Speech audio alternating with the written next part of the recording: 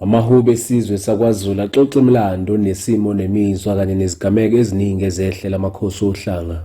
Lokhu uzwa njalo uma kuyimikhosi yesizwe behuba lamahuba nemizwa ejulile izinto ezazibhekene noZulu emandulo. Kusukela kumbumbu wesizwe samaZulu isilo sakwaDukuza unawo amahuba ehutshwa ngezigameko ezazikhona ngesikhathi sasendulo.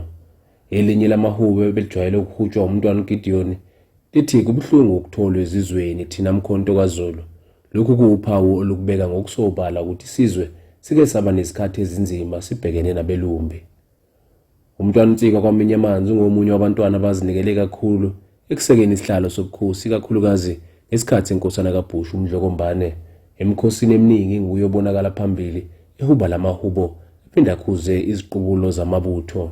Kanti inyosi yesilo uMnumzane Ebuzetsheni Mdletshe ungomunye wezinqolobane zamagugu esizwe ngoba eminyakeni eminingi ehlezi esebenza njengenyosi kuningi akufundile nathi mayexoxa namhlanje kucace unothe kakhulu ngezinto ezingamagugu esizwe sakwaZulu nokunika ithuba elihle abantu abasha ukuba bafunde kuye baphinde bacoshe izinto eziwusiko lakwaZulu ukuze kwakhiwa ngokhokhe endulo kungafi ngabantu banamhlanje.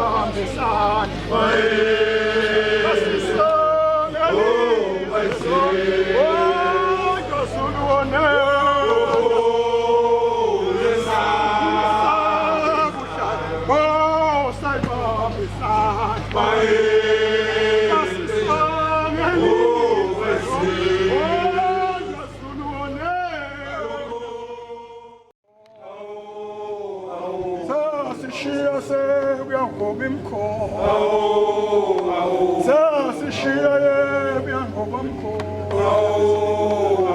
Ziyabaleka izinkomo Ziyabaleka izinkomo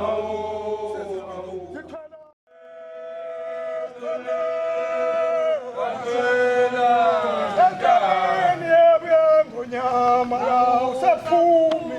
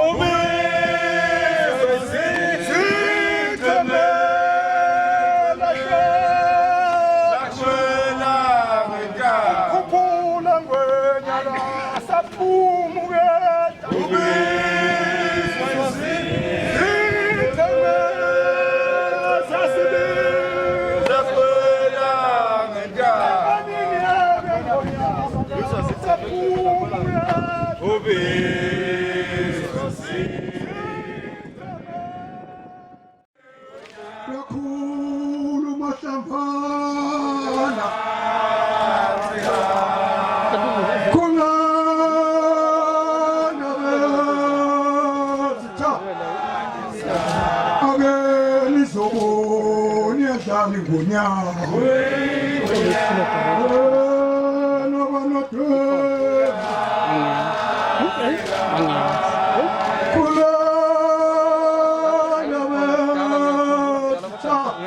Ake nizobona kudlala benkomo wena kwanodwena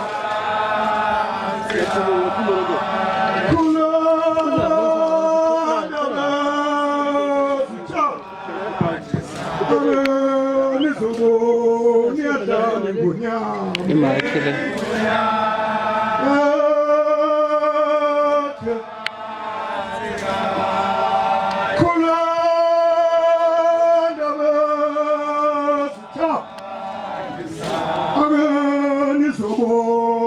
Kakhulu ingonyama kakhulu hlangaza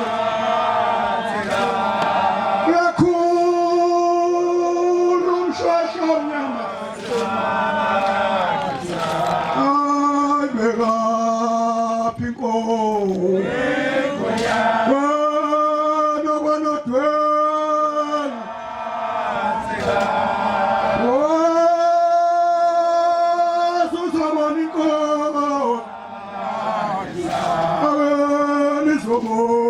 Iyadlala ingonyama wena kwanodwena khulana uhlanga lomhlabathi